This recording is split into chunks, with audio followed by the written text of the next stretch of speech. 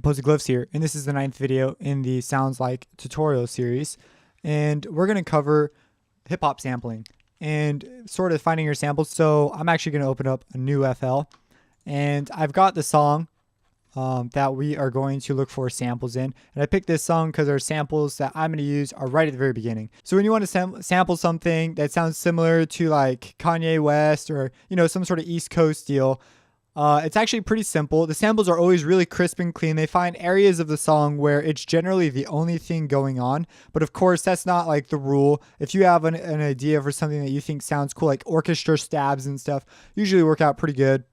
You just have tons of options, and this could be kind of overwhelming. So at the beginning, I recommend just when you're listening for samples, you're going to have to really set apart some time and kind of figure out what kind of songs you want to listen to, and the sample you may want may be just a little bit of one song, and then you may sequence the rest using like synthesizers or something. That's something else that I noticed a lot. A lot of the stuff you probably assume was somehow sampled is actually not sampled. It could have been sequenced in. There's lots of great additional options now too, like Contact and things that just weren't available back in the day, but they are now. So let's really quick look at our song. We're only going to look at this first part because we have all these additional parts, but we're going to look specifically at that.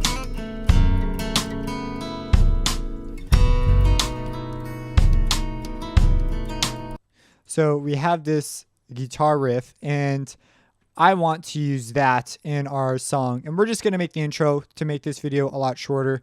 So when you have something you want to do, you could open this up in Sly 6 and go about it that way. You could open it up in Edison. I've seen a lot of people do that, but I'm going to just use it in the playlist.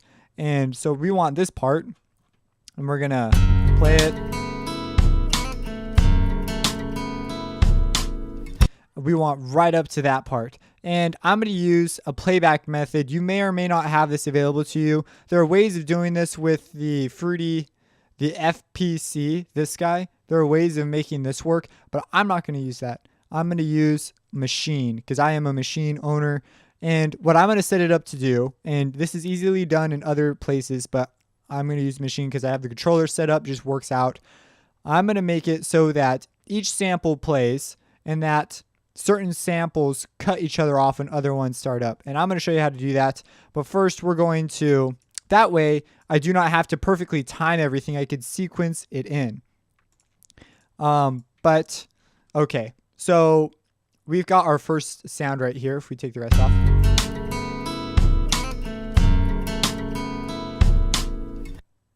And that's what we want. So, we're going to go to Make Unique as Sample.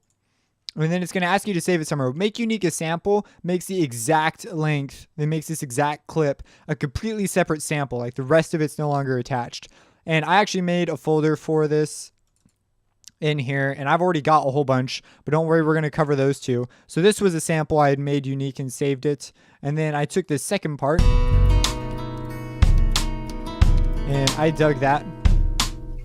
And so I took that and cut that up and made it a thing. And we're only doing the intro right now. And so then I went over here, I did the pads because that just sounded cool as well. And then I took actually repeats the riff with the pads in that one, and then it goes into the song, and you could do lots of cool sampling with the songs as well. This is really, you could get endlessly creative here. I took some vocal samples and stuff, but we're not going to use them for this tutorial. But that's generally the thing you want to go through is you look for a part that kind of sparkles, it shines to you, and you say, wow, that's a really cool part. I could totally sample that. And you could get really complicated and do a lot of small samples, or you could go for big samples, and you want to find these things that are separate from other things, and you can start combining them with other parts of other songs that you've sampled.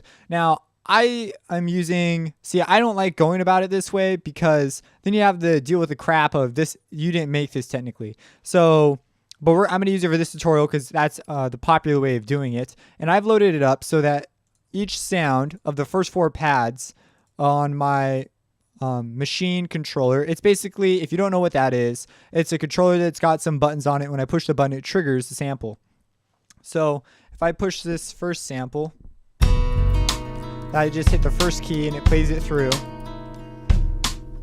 And the way you load up the sounds, by the way, and this is true for most things, is you just grab your sound and you just drop it on there, boom, and it's on there.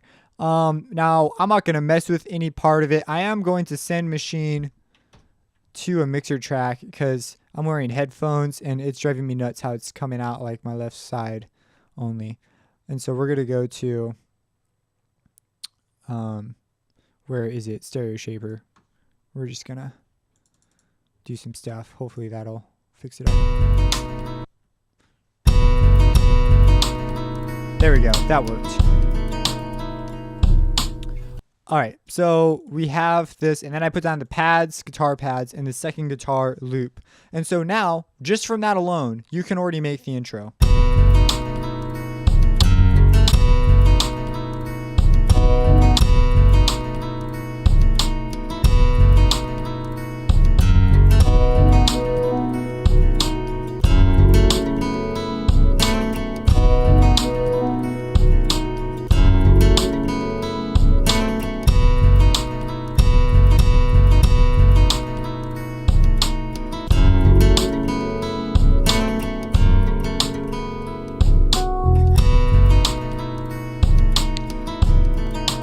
And so you see, you could just start doing stuff. Like, it is incredibly easy to just start putting things together, and you can start putting your voice on it. And as you sequence it in, which I'm not going to sequence it in right now, but you could record your MIDI and stuff, and maybe you could just get ideas from this and like lay out each part on the track itself. And you can begin to assemble your beats and start adding additional elements like kicks and other things to make it yours, and start to sing on it, rap on it, do whatever you're going to do to it. And before long, you'll have an entire rap beat, and you'll probably find other parts in here that you really like, and maybe you want to include. Like, see, with stuff like that where a lot's going on, it's going to be more difficult. Yeah. So you might need to go to a different song. You might use this song. So it's completely up to you. Now I have another song that I'm actually going to show you. It's this one right here. And this one, it uses the kind of sampling where you sequence mostly. And so I've already got a thing. This is to emulate more of the Kanye West. And you see I'm using a lot of contact in this deal. And I'm using my own drum loop sounds and stuff. I've made my own loops. And here's the song. I've got my 808s coming in. And this kind of sampling is quite a bit different. It is when you record it yourself. So I have a Slide 6 working on this one. And the sample is this. To affirm. And that to affirm, that's my voice. I use that. And what you could do is you could drop it in Slide 6. And it makes up all these markers. And you can actually generate and remove markers if you so desire. And you can play that, but you can also pitch it and make it play a melody. And so what I've done is I wrote out the melody I want because it needs to have notes to pitch and bend around. And then I use these are extraordinarily small slide notes is what they are.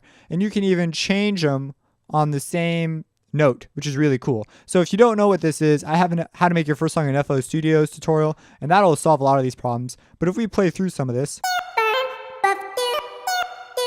you see that's another popular thing that happens a lot in hip hop. And I don't know if you follow Grammatic at all.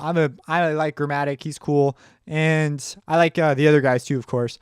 But this is a popular technique. So you find your samples doing the sample hunting we talked about. Maybe you found an old 50s doo-wop song and you really like some of that, and so you could drop it in here and mess with that way. Or you could get a group of friends. This is another thing. These people, man, that everyone's trying to sound like, have studios. Like, they have people, and they understand that it's a lot easier to get past copyright as well if you just go and get people together and then you just make the sample. You have complete control over mic technique. You just have all these options. So that's another great option. And if you have Contact, you can record bits and pieces of instruments, and I have a whole series on how to do this. I'm still working on it currently, but you can have it play back those samples dynamically as if you're playing the instrument. This is another super duper option, as well as the option that you could just go buy sample packs. So there's just a million options out there for sampling. I showed you like the hardcore way of like go and dig it and find your own stuff. But here's this song, and it's been done using the other method. This is the method I prefer because it's just easier for me to do that. I could even make that guitar thing. There's a free guitar simulator. It's not on this computer currently. It's called Ample Guitar. They have a free version, then a paid version, and it can seriously make that guitar we were playing earlier. But then you have to know more. You have to know more music. You have to know more about music theory and stuff. So sampling might be your way if you want to be a hardcore rapper who does the sampling method. So here's this song. I'm going to play up to the 808s.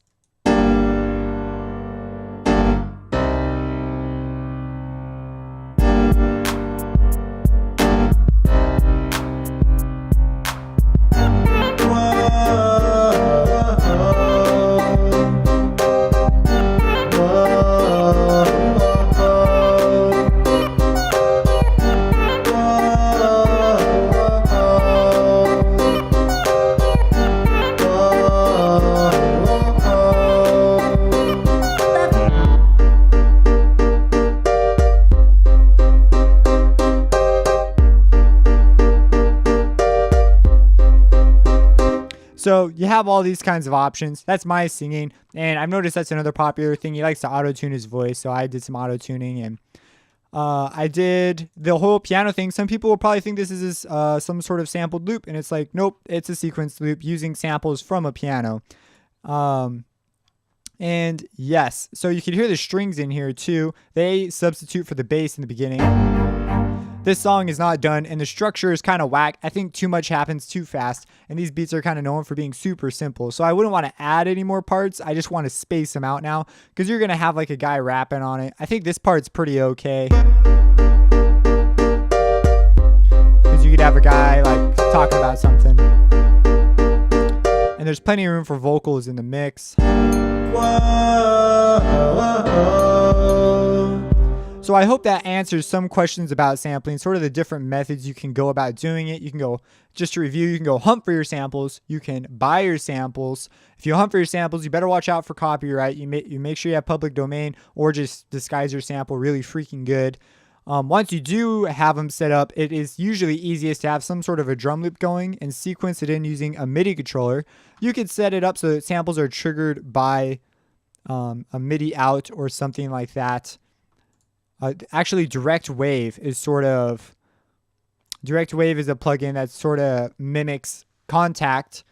I like Contact because it is quite a bit more powerful, but Direct Wave is an option if you don't. And they have free sample libraries out there, and that's the next option is get Contact or use Direct Wave or whatever, and you can actually map samples, if you go in the back here, to a keyboard to respond dynamically to how we play a keyboard as if we had a cello or anything really, pretty much any instrument. Some of these things are synthesizers, some are atmospheric sounds, and those things make making rap beats way more easy.